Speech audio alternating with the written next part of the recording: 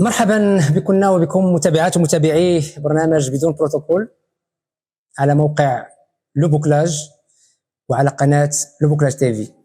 في هذه الحلقة الثالثة نستقبل مناضلا سياسيا متميزا بدأ قاعديا في أقاليم جنوبية بالضبط في الداخلة، وانتهى اشتراكيا، لا أدري هل إصلاحيا أم راديكاليا، سنعرف هذا في خلال هذه الحلقة. نستقبله في هذا اللقاء ونبدأ هذا الحوار على بركة الله. مرحبا أستاذ جمال العسري في أهلا وسهلا، في هذا البرنامج. شكرا وبالتوفيق والنجاح، ونتمنى ما يكونش غير الحلقة الثالثة، نتمنى تكون الحلقة 300 و 3000 إن شاء الله. إن شاء الله هذا ما نتمنى إن شاء الله أن يستمر هذا البرنامج، وبالدرجة نقول يخليوا هذا البرنامج يستمر. وبما أن جبت الكلمة ديال يخليونا نستمر، غادي نبدا بواحد الحدث وقع هذا الصباح. نبغي نعرف ردة فعل ديالك والتفاعل ديالك معه. اعتقال الصحفي الشاب يونس أفطيط من المحمدية، ما عرفناش الأسباب، ولكن التأكيدات اللي من العائلة ديالو أنه تم اعتقاله هذا الصباح، والخبر انتشر هذا الصباح في العديد من المواقع الإخبارية وأيضا في مواقع التواصل الاجتماعي. رأيك في هذه المواقع؟ هو ما وقع بعد آخر خبر سمعت هذه قبل 4 ساعات تم إطلاق سراحه، باقي ما عرفناش التهمة اللي تبع بها. هو الآن هذه الاعتقالات والمتابعات والاعتقالات المفاجئة في صفوف الصحفيين والمدونين ومعارضي الرأي ما أصبحتش شيء يفاجأ، صحيح، ولا يصدم. مع كامل الأسف في السنين الأخيرة أصبحت الدولة تضيق أكثر وأكثر بالحريات، ولهذا أصبح الجميع يقول كأننا عدنا إلى سنوات للوراء، إلى ما قبل المصالحة الحقيقة والإنصاف، بل هناك من يشبه كأننا عدنا إلى سنوات الرصاص. كاين واحد تشديد ديال الرقابة، مع العلم أن الصحفيين المدونين أصلا يمارسون رقابة ذاتية، ولكن مع الأسف الحاكمين ضاق صدرهم بكل ما يمكن أن ينتقدهم وبكل من يمكن أن ينتقدهم. مع الأسف الشديد أنه الآن في عالم اللي ما يمكنش تغلق وتسد الصوت الحرية، أن المسؤولين والحاكمين يظنون أن بمثل هذه الاعتقالات يمكن أن يوقفوا الأصوات الحرة والأصوات المعارضة، ولكن أبدا لم تكن الاعتقالات هي الحل، بل الحل هو الإنصات والبحث عن حلول. أكيد أن الاعتقال ديال الصحفيين ديال موقع بلادنا 24 أكيد لن يكون هو الأخير، ليس هو الأول والأخير، لمأكد أنه إلى ما كانش هناك انفراس سياسي وما كانش تغييرات سياسية ودستورية، أن مثل هذه الاعتقالات مع كامل الأسف ستستمر. وهذه الاعتقالات لا يمكن إلا أن ندينها، وإلا أن نستنكرها، وإلا أن نقول أنها حاجز آخر ضمن عدد من الحواجز تمنع المغرب من الانتقال من ضفة الاستبداد إلى ضفة الديمقراطية. صحيح، أنا شخصيا أتفق معك في هذا فيما قلته، أن هذا التضييق الذي أصبح على الصحفيين، على المدونين وأيضا على الحقوقيين، عاد هذا التضييق بشكل قوي جدا، كأننا عدنا إلى سنوات الرصاص، كأننا عدنا إلى سنوات اللي كان فيها أفقي والبصري إلى غير ذلك يحكمون. وبالتالي هذا ليس في صالح الدولة المغربية في هذا الزمن المنفتح على الفضاءات العالمية للأسف الشديد.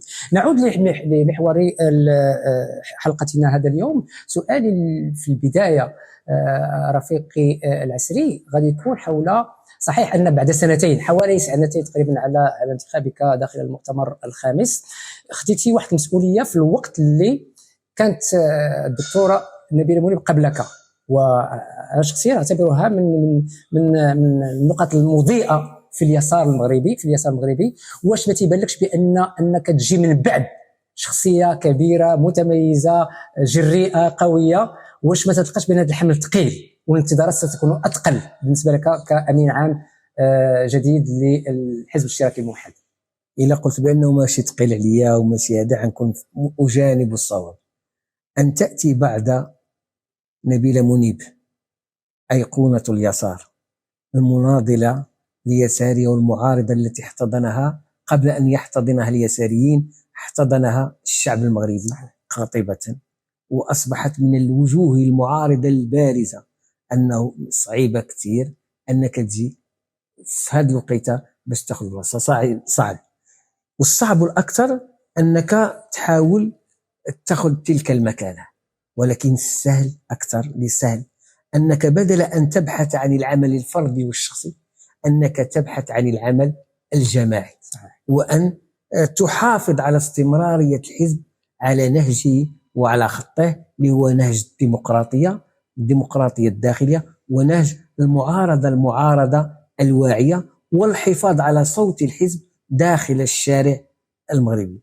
وهذا ما كنت لأتوفق فيه ولا أنجح فيه لو لم يكن هناك عمل جماعي داخل المكتب السياسي، ولم تكن هناك كذلك مساعدة خاصة من الرفيقة نبيلة منيب التي أحييها من هذا المنبر على كل المواقف التي اتخذتها لصالح الحزب وكذلك لصالح أمينه العام، وهي المواقف في الأول والأخير لصالح الوطن ولصالح الشعب. صحيح، نحن ايضا في موقع لوبوكلاج نوجه لها نفس التحيه، لاننا نبادلك نفس الاحساس بالنسبه لهذه ايقونه اليسار التي بزغ نجمها واصبحت علم من علامات المواجهه ضد الاستبداد وضد الفساد في هذا الوطن الذي نحبه جميعا. عندما نتحدث عن اشتراك الموحد لا بد ان نعود الى جذور هذا الاشتراك الموحد، وهي البدايات الاولى سواء حركه 23 مارس وخاصه منظمه الاعمال الديمقراطيه الشعبي. هنا ايضا لابد انا نبغي نعرف كلمه في حق رائد من رواد اليسار، المجاهد الكبير، الرجل السياسي المتميز والذي كان متميزا في كل اللحظات، حتى في الأوقات التي تراجع فيها سياسيون كبار في عهد الراحل حسن الثاني كان حاضرا. والدليل هو أن من بين الملفات التي فجرت في زمنه وداخل قبة البرلمان وامتنع عنها سياسيون كبار آنذاك، وهو الرفيق محمد بن سعيد آيت الدر. بغيت كلمة في حق هذا الراحل رحمه الله. هو هذا الراحل ماشي رمز ديال الحزب وماشي رمز ديال اليسار المغربي فقط، وماشي رمز ديال المغاربة فقط، بل هو رمز ديال النضال في واحد الرقعة اللي كتشمل الدول المغاربية والعالم العربي. أنا يلا رجعت من لبنان هذه تقريبا باقي ما كملش أسبوع، وداخل لبنان في إحدى المخيمات، مخيم ماريلياس فين كاين المقر ديال الجبهة الديمقراطية لتحرير فلسطين، هناك قاعة اسمها قاعة مجاهد بن سعيد آيت الدر. جميل جدا. باش نقول شكون هو بن سعيد آيت الدر، هو ذلك المناضل الذي وهب حياته من أجل الشعب ومن أجل الوطن. يكفي شكون هو بن سعيد. أتذكر وفي المذكرات ديالو كان هنا استقبلهم شي مرة الحسن الثاني، وما أدراك ما الحسن الثاني، والتقاليد المخزنية يعني ضروري تبوس تقبل اليد ديال الملك. بن سعيد ما قبلش اليد الملك المرة الأولى والثانية. الملك وقفوا، شكون أنت؟ جاوبوا ببساطة، أنا بن سعيد آيت الدر. فهذا الجواب أنا بن سعيد آيت الدر، هذه الكلمة تحمل تاريخ. ما يمكنش تؤرخ للكفاح وللنضال واليسار والمعارضة، قوة المعارضة في المغرب منذ الاستعمار والمقاومة إلى هذه سنتين، وما يذكرش بن سعيد آيت الدر. بن سعيد آيت الدر هو رمز المقاومة، أيام المقاومة، رمز النضال السري يعني كانت في منظمة 23 مارس، ورمز النضال من داخل المؤسسات وخارج المؤسسات. وهو اللي زكى وقال بأننا يمكن أن نناضل من داخل المؤسسات كما نناضل من خارج المؤسسات. هو الذي أصر على طرح سؤال التزممرت في أوج ديال إدريس البصري، أوج القمع ديال إدريس البصري والحسن الثاني، رغم كل التهديدات، رغم كل الترغيب، ورغم كل شيء أصر على طرح ذلك السؤال رغم التهديدات واللقاءات والاجتماعات به، وأصر على أن يطرح ذلك السؤال من داخل قبة البرلمان. من ثم تفجرت هذه الواقعة أكثر وأصبح لها صدى أكبر. من هنايا من هذا الأسلوب ديال الرفيق بن سعيد آيت الدر لأن مجموعة ديال المعارضين والرفاق في اليسار كيقولنا ما جدوى من المشاركة في الانتخابات. لماذا تشاركون في الانتخابات وأنتم هذه المؤسسات أصلا تطغنون فيها، وأصلا هذه الانتخابات مزورة، وأصلا احنا كنقولوا هذا لا يمنع هذا. فما نقوله في الشارع يمكن أن نقوله في البرلمان، ونقوله بحدة ربما أكبر، والصدى والصوت عندما يصل من داخل المؤسسات أكيد سيصل أكثر من داخل الشارع.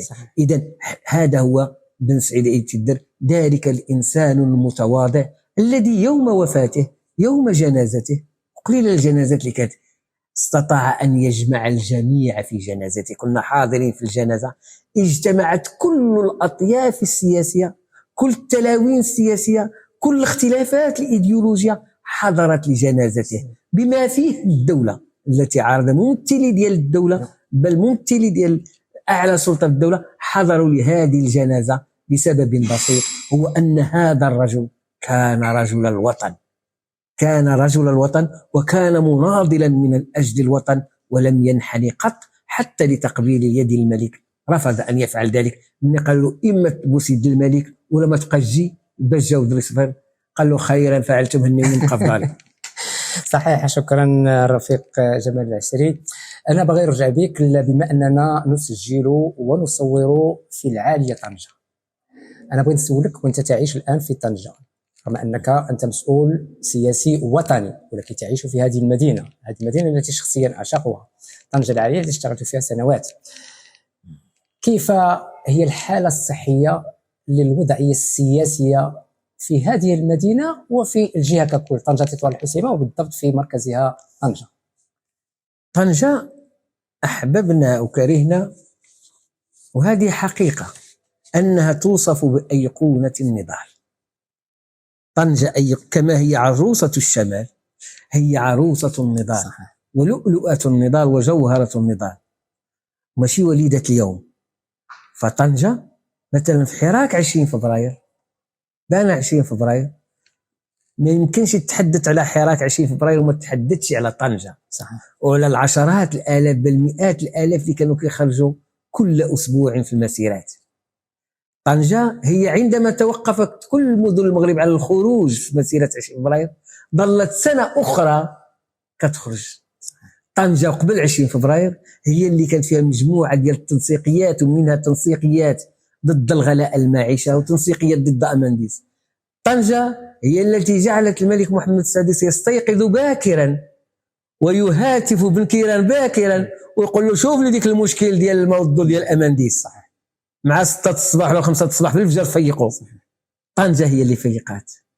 طنجة هي اليوم اللي جات على لسان الناطق العسكري باسم كتائب القصام عز الدين القسام اللي قال من طنجة لجاكرتا.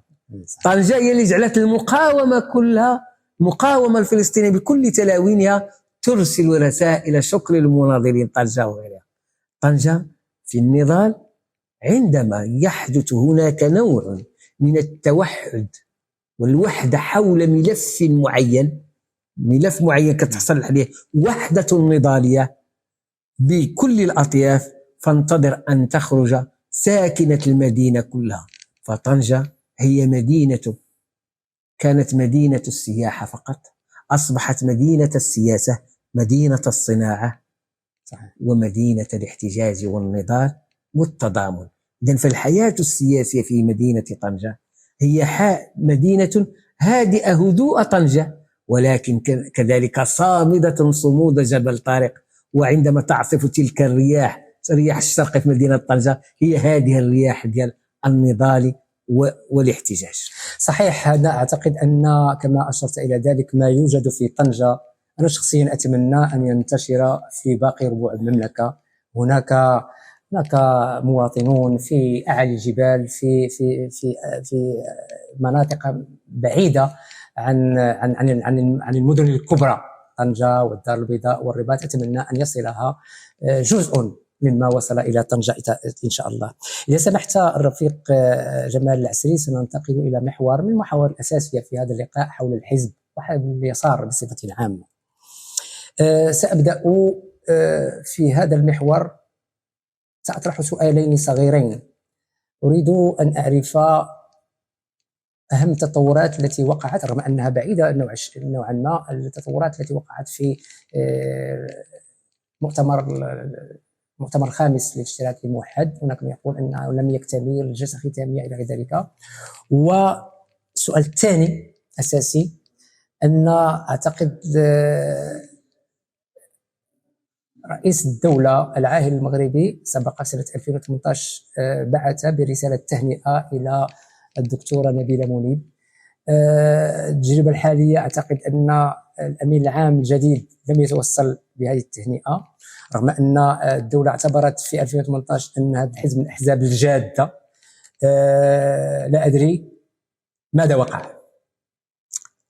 هو المؤتمر مر هذه سنتين، ونحن سنتين دابا ونحن نشتغل بكل أجهزة ومؤسسات الحزب، وكما نقول بأن المؤتمر مر بما له وما عليه مر. المفروض اللي كانت في أعراف الدولة أن عندما تعقد المؤتمرات ويتم انتخاب أمناء عام جدد، إما يتم استقبالهم من طرف أعلى سلطة في البلاد، إما يتم إرسال برقية. وهذا الشيء كان معمول به داخل الحزب الاشتراكي الموحد، مع الرفيقة نبيلة منيب، مع الرفيق مجاهد، مع الرفيق بن سعيد، هذه المرة ماشي أنا اللي نتسول عليها. هذا السؤال ما خصوش يتوجه لي أنا كأمين عام، خصو يتوجه لأصحاب الجهة المعنية. أما نحن اش نقول لك، واحد ما صيفت ما زعما السؤال ما يمكنش انا نجاوب علاش، ولا ابحث عن التبرير ولا ابحث عن كذا. انا لدينا في الحزب بعض القراءات وغيرها، ولكن هذه لا نسأل عنها. وعلى كل حال احنا كحزب رحنا قائم معترف به، يتم استدعاؤنا، ما شيء وقع، ما كاينش شي قلق غضب من الجهة المعنية تجاه الأمين العام الجديد. انا قلت كلش كيقول، ربما كيقول لنا انا ذاك كنت منسقا ديال الجبهه المغربيه لدعم فلسطين ومناهضه التطبيع، وان خطابي متشدد، وانني اصف الدوله بانها خائنه عندما كنقول فلسطين امانه والتطبيع خيانه. ربما الخطاب متشدد، ربما هذه من حقك على حريه التعبير، ولكن هذه واحد حاجه مزيانه، لانه هذا جواب. لان العديد كيقول بان الدوله تصنع امناء العامين ديال الاحزاب. كنقول لهم احنا الذي صنع الامين العام ديال الحزب هو المؤتمر ومناضل المؤتمر. مناضل المؤتمر هم الذين صنعوا امين العام، والامين العام ماشي بالضروري يرضي الاخر، ولكن الاساسي ان يرضي المناضلين والمناضلات، وان ينضبط لقيم الحزب ولقوانينه وانظمته الاساسيه والداخليه. صحيح. عندي واحد جوج اسئله نبغي نجاوب عليهم في ثواني لانهم سريعين. واش ممكن نعتبروا، رغم انكم انتم جيتوا من 23 مارس وتعرفوا ديك الفتره الزمنيه المخاض السياسي اللي كان فيها، واش الاشتراكي الموحد يعتبر حزبا يساريا اصلاحيا ام راديكاليا؟ نحن جايين من 23 مارس فعلا، وفي 23 مارس منظمه 23 مارس من تلك المنظمه السريه اتخذنا موقفا تاريخيا انذاك، موقف تاريخي اللي اعتبره البعض بانه موقف نكوصي وتراجعي.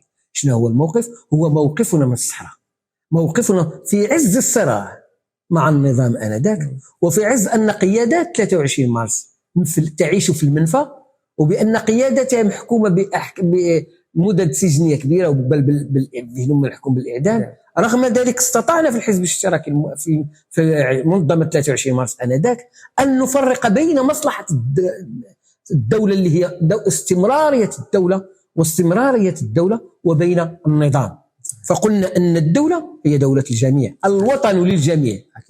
يمكن نختلف مع المسؤولين والحاكمين ويحاكمونا ويعارضونا ويديرونا، ولكن مصلحه الوطن فوق كل اعتبار. وانذاك قلنا بان الصحراء مغربيه، وهذه الصحراء المغربيه جلبت لنا انذاك اضافه الى العداء مع المخزن والاحكام اللي كانت ضدنا، العداء مع التنظيمات اليساريه الاخرى التي اعتبرت ذلك انه تخلينا عن المبادئ. نحن ما نقولكش واش راديكاليين او اصلاحيين، نقول نحن معارضه من أجل بناء مغرب يتسع للجميع. صح. وعندما تتطلب منا الأمور أن نكون راديكاليين نكون راديكاليين، عندما تتطلب ظروف تكتيكية أن نكون مرنين نحن مرنين. نحن فقط حزب الاشتراكي الموحد اللي هو امتداد للحزب اليسار الاشتراكي الموحد، لامتداد لحزب منظمة العمل الديمقراطي، لامتداد لحركة 23 مارس، نسمي الأسماء بمسميات الأشياء بمسمياتها ونعارض. الآن مثلا الآن كنقول الآن باقي الحزب اللي كيقول يجب تغيير الدستور. هذا الدستور سنأتي إلى هذا كنقولوا هذا الدستور، والحد الساعة نقول باقي الحزب نقولوا احنا نصرح بها نريد ملكية برلمانية حيث يسود الملك. نشوف في المحور الأخير حول الملكية البرلمانية، وبما أن أنا شخصيا متابع لأن الحزب الاشتراكي الموحد حتى منظمة العمل الديمقراطي الشعبي من الأحزاب المناصرة القوية للصحراء المغربية. ولكن هنا تركت لي واحد المسألة، أنت اشتغلت في الداخلة، رحلت من تلك المدينة باعتبارك أنك تجالس أو تتحدث مع انفصاليين، باش ما كاينش لا شي التناقض في الحزب اللي كان مدافعين قويين على الصحراء المغربية. احنا كحزب قلنا ونقول بأن الوطن هو وطن من أقصى الشمال إلى أقصى الجنوب بما فيها الصحراء. في 1998 قبل 2007 في 1998 في منظمة العمل الديمقراطي الشعبي أصدرنا ما نسميه بيان العيون اللي وقعوا كل الفروع اللي كاينه في الصحراء. في بيان العيون قلنا بأن حل الصحراء لا يمكن إلا أن يكون حلا ديمقراطيا بإشراك جميع أبنائه وبناته بكل تلويناتهم بما فيهم إخواننا اللي كيعيشوا في تندوف أو اللي كينتميوا البوليزاريو. حوار معهم قلنا الحل خاصو يكون حكم ذاتي. حكم ذاتي حنا الأول اللي قلنا أول واحد من قال هو الحزب الاشتراكي الموحد، وقلنا خص هذا الحكم الذاتي، وخص هذا الحكم الذاتي لا يمكن أن نصل له إلا عبر مسارين. المسار الأول حوار مباشر ما بين الجزائر وما بين جبهة بوليزاريو، والمسار الثاني والمهم هو الديمقراطية، ديمقراطية الدولة وديمقراطية المجتمع. ولحد الساعة نؤمن داخل الحزب الاشتراكي الموحد أن لا حل لقضية الصحراء ستستمر. لا حل تعترف الدول ولا ما تعترف شيء. الحل ديال قضية الصحراء هو في ديمقراطية الوطن، في إرساء أسس ديمقراطية حقيقية. رغم قولنا هذا القول كامل آنذاك، لأن 2003 باقي ما يهضروش على الحكم الذاتي في المغرب، يهضروا هذا الصراحة لم ترضي جهات في الدولة واعتبرتنا مناصرين للبوليزاريو، بل قالت أنه أحد اعتبرتكم أو اعتبرتك نحن جماعة منهم، أنا ويمكن واحد من ديك المريوس ديال البوليزاريو. ولكن كنقولوا هذا ما كنا نقوله الآن. والآن أنا من الأخبار أنا قلت كان لقاء عندنا في لبنان قبل قلت لك ديال الأسبوع اللي فات، أحزاب يسارية وشيوعية 34 حزب يساري وشيوعي، وتناقشات هذه القضية. شي واحد طرحها ديال حق تقرير الشعوب ديال المصيرة وجبد حق الشعب الصحراوي.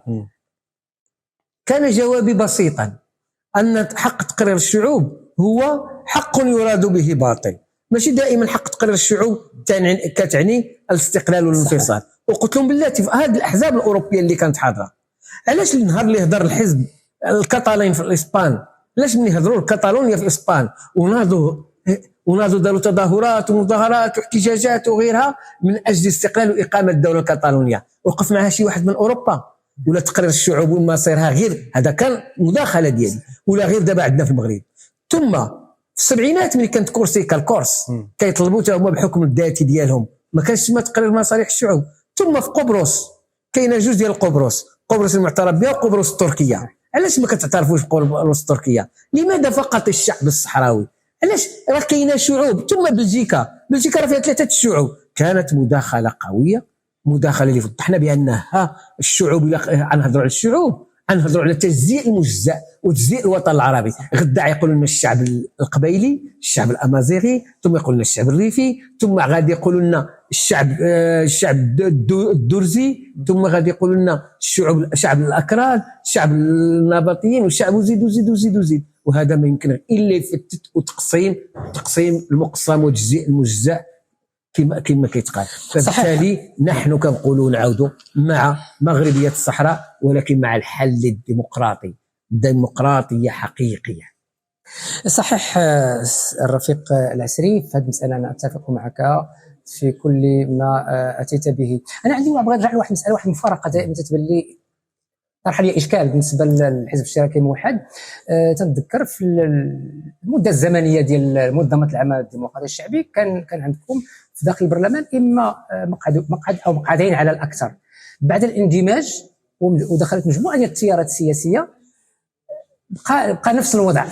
واش المشكل في الاندماج؟ واش نتوما ما تكونوش ندمتوا على ذلك الاندماج اللي كان في البدايه، رغم ان نعتقد على حسب المعطيات اللي كاينه وخاصه برلمانيا ما كاينش اضافه من مجموعه من التيارات اللي دخلت الاشتراك الموحد. باش نقول ندم ما يمكنش نكون شي حاجه درتيها في السياسه ما عندكش علاش تندم عليها، خاصه انك كتحكم عليها من زاويه اليوم، وشتان بين ان تحكم على الشيء من زاويه اليوم وتحكم عليه من زاويه في وقته. لكن في المؤتمر الخامس الاخير درنا واحد التقييم، درنا تقييم لعمليه الاندماج التي استمرت حوالي 20 سنه من 2003 للان. فقلنا مع الاسف هذه الاندماجات ما عطاتش المأمول منها ولم تعطي المنتظر منها، وقلنا بان الاندماجات كانت فوقيه اكثر مما هي قاعده. وقلنا الان فكرنا بان الان صعيبه نتحدث داخل الحزب الاشتراكي الموحد عن اندماج جديد او وحده سياسيه جديده مع تيارات يسار، ولكن اللي ممكن يكون وهو وحده النضال.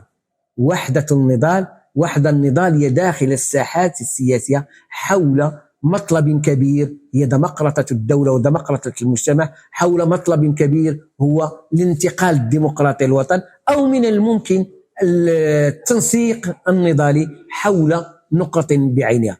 أما الاندماج الآن نخليه للتاريخ باش نقول لك ندمنا عليه أو لم ندم عليه. المشكلة المهم أن النتائج المرجوة بحال شي واحد دار واحد العمليه تجاريه ولا شي حاجه لم يفلح ما نجحش، غيقول لك ندمنا. هذيك حياه تجربه كان من الواجب ومن المفروض ان نمر بها، لان حلم اليساريين وتحنا كان حلمنا هو الاندماج وحده اليسار. درناه وبنا، يمكن خطأنا، يمكن ما عرفناش نجوحنا، يمكن ناس اخرين يجيو اجيال مقدمه تجي، ولكن الان تقول لي انا كامين عم تقول لي اندماج جديد، نقول لك لا اسمح لي جربت هذا الاندماج ولا تريت، ولكن من الممكن ان نشكل قطبا يساريا، جبهه شعبيه واسعه للنضال، وحده نضاليه حول مطالب كبرى او مطالب قطاعيه ممكن. صحيح نبقى في نفس السؤال ولكن بشكل اخر. مقعد واحد في البرلمان او مقعدين على اكثر، اعتقد حاليا مقعد واحد ديال هو الدكتوره نبيله منيب. انا شخصيا اعتبر والعديد من المتابعين السياسه في المغرب ان سواء منظمه العمل الديمقراطي الشعبي او الاشتراك الموحد من الاحزاب الاكثر نزاهه والاكثر نقاء، ساكون واضحا، سواء هنا في طنجة وفي مجموعه من المدن. ولكن الغريب دائما على مستوى البرلمان دائما ما تيكونش هناك ردود فعل ايجابيه ليرتفع عدد البرلمانيين الاشتراك الموحد داخل البرلمان. واش المشكل فيكم انتم كحزب، ولا المشكل في المخزن، ولا المشكل في الشعب؟ غير نتفقوا على واحد الحاجه، ملي نتفقوا على المنطلق النتيجه مزيانه. نتفقوا نقطه واحده اساسيه، هل انتخابات المغرب ديمقراطيه؟ حنا داخل الحزب الاشتراكي الموحد كنقولوا وقلناها نهار الاثنين، قلناها امام وزير الداخليه، قلتها ليه، قلت له 60 عام من 1960 ونحن نجري انتخابات المغرب، ولا انتخابات واحده كانت ديمقراطيه، ولا انتخابات واحده توفرت فيها شروط النزاهه والشفافيه والحريه، ولا انتخابات واحده عبرت حقيقه عن المواطن وعن المواطنين. فبالتالي ملي كنتفق ان انتخابات غير ديمقراطيه، اتفق معي ولا ما اتفقش، لكن هذا راينا، انتخابات غير ديمقراطيه، فبالتالي كل نتائجها التي ستعطى هذه النتائج ما يمكنناش نحتكموا عليها، لان اتفقنا من الاول بان انتخابات غير ديمقراطيه، فبالتالي كل ما ستسفر عنه هو مخدوم، هو مخدوم ومشغول. ثم واحد المساله، بعض المرات كيقول لك ما بقاش في العدد، حنا باش هضرنا قبيلاتي لا بن سعيد يتبع صحيح. شحال كان برلماني معاه؟ كان بوحدو، بوحديته. كان بوحدو، ومن بعد وصلوا جوج، ومن بعد وصلوا 4، وبوحدو كان ما كانش. الان وانا كنهضروا ملي كنتذكروا برلمانيين ديال الثمانينات كنتذكروا شي اسماء ديال شي برلمانيين نهائيا قليل. كنتذكروا بن سعيد اللي كان بوحدو. اذا الان دابا خرج نديروا واحد الاحصاء، نديروا واحد الاستقصاء الاراء، وسير عند المواطن قول له ذكر لي واحد 3 السميات ديال البرلمانيين، اما ما يعرفش يذكر حتى واحد تدبل، وقول له حيد لي مدينتك لان باينه قلصي، ذكر لي 3 ما يذكر، ولا ذكر ضروري يذكر نبيل مولي، ما يمكن. ويذكر واحد قبل منها اللي كان هو عمر برفريج، وهذو كلهم ديال الحزب، ديال الحزب الاشتراكي الموحد. ان هنا اش كنقولنا بان كل شيء ماشي في العدد، في الكيف والنوع، خاصه في برلمان مع الاسف برلمان محكوم على امره، برلمان لا يمثل السياده الشعبيه. المفروض ان البرلمانات تمثل السياده. هذا البرلمان اللي عندنا الان أهم مشكلة الآن تؤرق المغاربة لمدة 2 هي التطبيع. المغاربة دائما هضرتي معايا ضد التطبيع، ويعتبرون التطبيع خيانة. آلاف المؤلفة ديال المواطنين كيخرجوا، مئات المسيرات جابت كل المدن، نعتبرها استفتاءات. البرلمان هل ناقش التطبيع؟ قضية أساسية، قضية مهمة. استقبل وفدا إسرائيليا واش بعدا واش ناقشوا التطبيع، واش اتفقوا عليه؟ لا، هذه قضية اتفاقية التطبيع. الاتفاقية عندما تعقد اتفاقية بين دولة ودولة يجب طرحها للنقاش داخل البرلمان ويصادق عليها. صحيح. لأن البرلمان كيدير السيادة الشعبية باش تكون عندنا سيادة وطنية. البرلمان هنا فاقد لسيادته، لا يستطيع أن يرسم السياسات. أكثر من ذلك، أي حكومة كتطلع، أي حكومة كتنجح، وكتطلع هذه الحكومة كيف ما كان هذا رئيس الحكومة، بالله عليك أيطبق برنامجه أم يقول أنا جئت لأطبق برنامج الملك؟ صحيح، يقول أنا يطبق برنامج الملك، صافي. وبالتالي لا داعي لهذه الانتخابات. لهذا نقول عندك واحد، عندك جوج، انتخاباتنا متحكم فيها، خرائطنا متحكم فيها. والدليل أكثر من ذلك لدرجة أن الآن يجبد لي مغربي واحد يخرج برا يقول لك أنا أتشرف بهذا البرلمان، يقول لك هذا البرلمان يشرفني. ما كاين أوطان أخرى فيها الديمقراطية يقول لك نو سي لا ناسيون، هذا برلمان ديال الأمة. إذا حنا ما كاينش فراسك شكون هو خامس فريق برلماني هو فريق العكاشي. راه 30 برلماني معتقلين تهم الفساد والإفساد والمفسدين. 30 برلماني، ما معنى 30 برلماني؟ راه 10%. صحيح، راه 10% من البرلمانيين. قرارات خطيرة كبيرة، مراسم كبيرة، قوانين كبيرة، شحال كدوز ب 30 صوت. 30 هذا برلماني والشريف. فبالتالي شي واحد أنا كنحشم، أنا أخجل ملي كيجيو بعض الأمناء العامين وهذا كيقول لك شوف أنت راه عندك برلماني، راه عندي كذا، عندي 100، أنا هذاك عندي 125، عندك 125، ولكن هل ديك 125 سيدة نفسها واش ديالها أو يتحكم فيها ديال البحر؟ مع كامل الأسف. غادي ننهيو هذا اللقاء الرفيق جمال العسري بمحور ربما يتميز فيه الاشتراكي الموحد كما تميز فيه ايضا منظمه العمل الديمقراطي الشعبي. سبق لك قلتي في لقاء من اللقاءات ان الديمقراطيه الحقيقيه تبدا بتغيير جذري تغيير جذري للدستور وتؤسس لنظام ملكيه برلمانيه. سابدا بالشطر الاول في السؤال فيما قلت ديمقراطيه حقيقيه. هل ديمقراطيتنا غير حقيقيه؟ ماشي ديمقراطيتنا غير حقيقيه. اولا نعرفوا شنو هي الديمقراطيه، غير من نعرفوا شنو هي الديمقراطيه ديك الساعه تقولوا هذه واش ديمقراطيه ولا ماشي ديمقراطيه. الديمقراطيه الحريه، الديمقراطيه ان يكون كل مسؤول عنده مسؤوليه يحاسب. الديمقراطيه هي ان يشارك الشعب في تقرير مصيره. هذا الشيء واش كاين؟ واش كل مسؤولين محاسبين؟ واش كل مسؤولين كيف ما كان نوعهم، اسمعني اش كنقول، كل من كان نوعهم محاسب يحاسب؟ لا. واش ديمقراطيتنا الرأي والتوجه العام ديال الشعب هو الذي يطبق. واش البرلمان مسؤول؟ واش الحكومه مسؤوله؟ فبالتالي ما كايناش ديمقراطيه لايت ديمقراطيه، اما هناك ديمقراطيه اما ما كايناش. في المغرب نقولها ونعيدها ونكررها، ليست هناك ديمقراطيه، هناك استبداد ببساطه شديده. كيفاش؟ مثلا خذ لي اي جماعه او اي مدينه بما فيها مدينه طنجه. احنا في مدينه طنجه كنهضروا، ولا مدينه الرباط، ولا خذ الدار البيضاء. عندنا جوج ديال السلطات. عندنا السلطه المنتخبه المفروض التي ينتخبها الشعب، العمده المدينه ومجلسها، وعندنا السلطه المعينه اللي كيعينها الملك العامل او الوالي. المفروض في الديمقراطيات التي تحترم نفسها، شكون هي السلطه العليا؟ السلطه المنتخبه ولا المعينه؟ منتخبه. هذه في الديمقراطيات منتخبه. في مغربنا اليوم شكون السلطه العليا؟ واش يقدر شي عمده ولا شي رئيس جماعه قرويه ولا مدنيه يقول لا للعامل، ولا يقول لا للوالي، ولا يقول لا لشي واحد؟ واش ممكن؟ ما ممكنش. الان دابا اليوم والبارح كاينه مشاريع كبرى دشنها الملك. مشاريع من؟ شكون اتفق على ديك المشاريع؟ اتفقت على ديك الاحزاب المسيره لديك المدينه؟ اتفق عليها مجلس المدينه؟ هذه تسمى مشاريع ملكيه. اذا المفروض اين الحكومه؟ اين هي الحكومه واين هم المنتخبين؟ هنا في طنجه الناس ولات نكته. ملعب ديال بن بطوطه تم تجهيزه في سنه. مكتبه اقرا اكبر مكتبه ما بعيداش بتاتا على الملعب، هي 10 سنوات ولم تفتح. 10 سنوات راه باقا معمره. شوف يمكن لك تصورها. مكتبه اقرا من اكثر المكاتب، اكبر المكتبات، هذا ما تفتحاتش. الان اللي كنهضروا مدينه طنجه فيها مشاريع كبرى ومشاريع كذا. واش مشاريعنا من اختياراتنا؟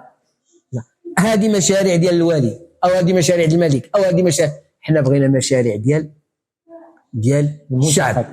الشعب.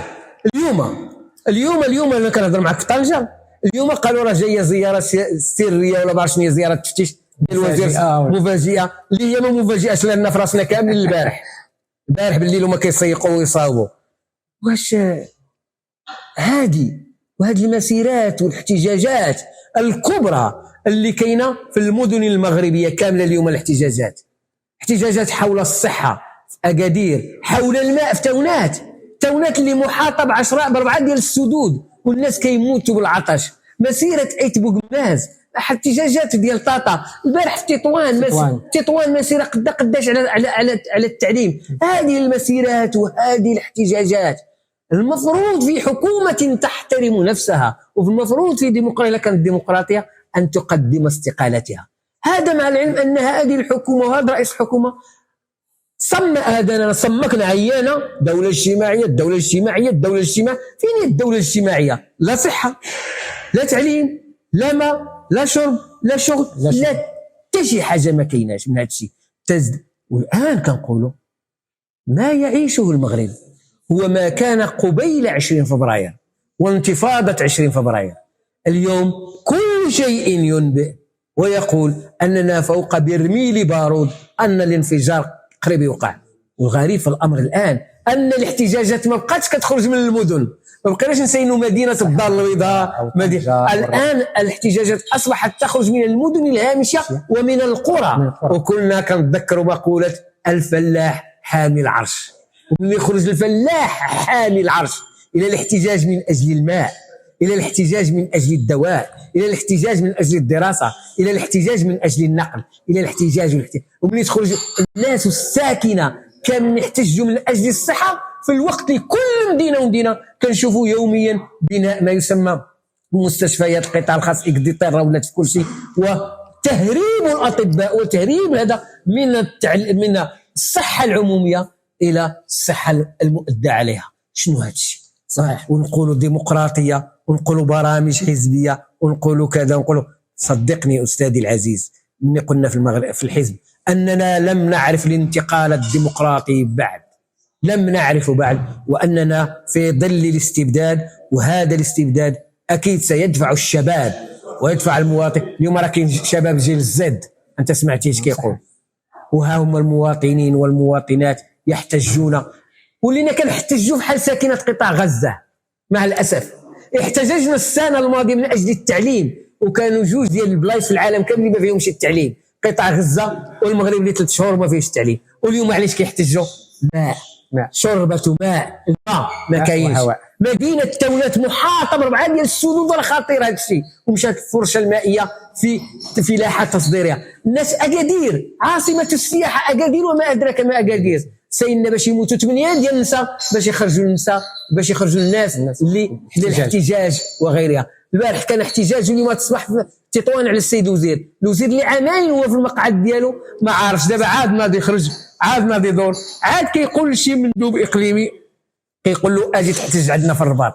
مع الاسف الشديد. واش هادشي علاش تطالبوا انتم في الاشتراك الموحد بالتغيير الجذري في الدستور؟ وماذا تقصدون بتغيير جذري في الدستور؟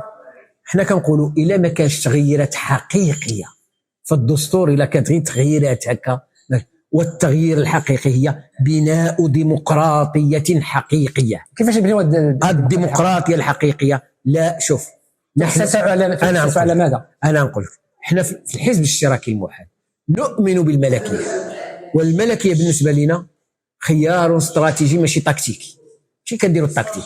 نحن نعرف ان من اسس الدوله المغربيه الملكيه، ولكن باش نزوجوا بين الملكيه والديمقراطيه، لان تم طلبنا الحفاظ على الملكيه وفي نفس الوقت ما طلبنا الحفاظ على الديمقراطيه.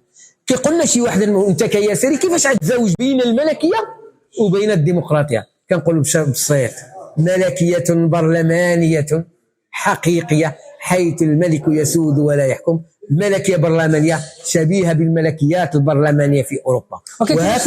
كيفاش تحافظوا على الملكيه وانتم تطلبوا في هذا الشعار ديال الملكيه البرلمانيه الاساسي المعروف اللي هو الملك يسود ولا يحكم؟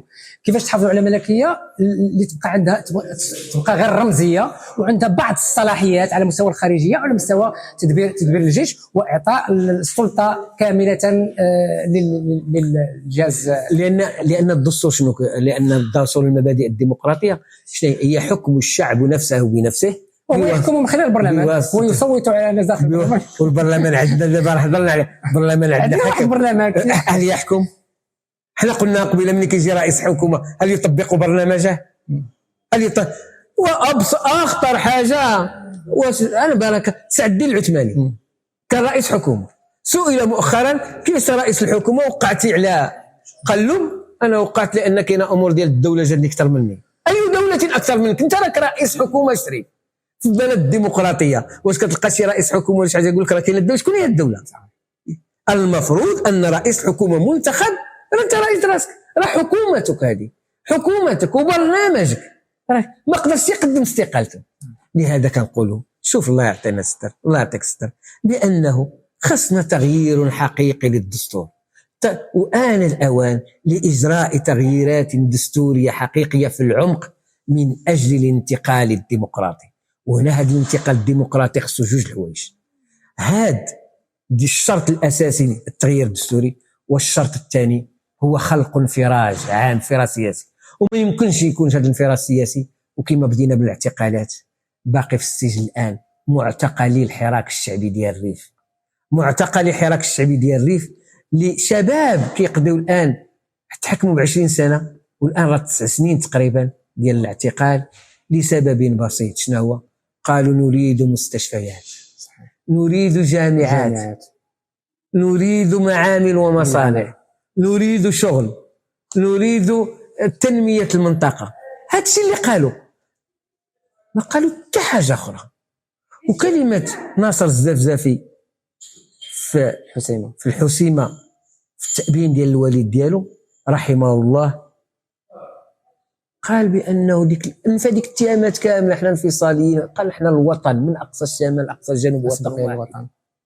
إذن شنو كاين؟ إذن كنقولوا خص إطلاق سراح كافة المعتقلين السياسيين وعلى رأسهم معتقلي الريف، وإطلاق معتقلي كل الحركات بما فيهم معتقلي مناهضة التطبيع، وإيقاف الاعتقالات المعتقلات الصحفيين. ما يمكنش محامي صحفي زيان ولا محامي زيان باقي دابا في السجن، واطلاق سراح كل المعتقلين المدونين، وايقاف المتابعات وعمل تضييق واخرها. انت شتي القاء القبض على الصحفي يونس اذا خص واحد الدوله المغربيه، خص الدوله الحاكمين يعطيو واحد اشاره فعلا اننا نريد مغربا جديدا، مغرب الحريه والكرامه والديمقراطيه والعداله الاجتماعيه، خاصه ونحن مقبلين على انتخابات.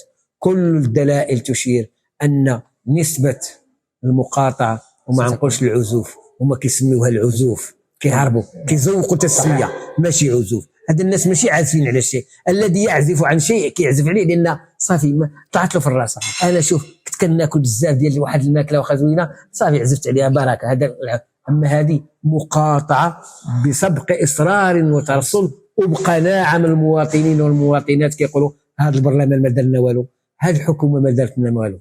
فبالتالي الى بغاو انها تحيد هذه نسبه المقاطعه، خص اصلاحات حقيقيه في قانون الانتخابات، واصلاحات حقيقيه دستوريه، واشارات سياسيه حقيقيه. المصالحه مع المواطن باطلاق سراح معتقليه، ثم المصالحه مع الجهات، لان ما بقيناش بغينا جهات تستثمر فيها الملايير وجهات فقيره تنهب خيراتها، تنهب مياهها. انا قلت لك غير تاونات ما يمكنش شنو فيها.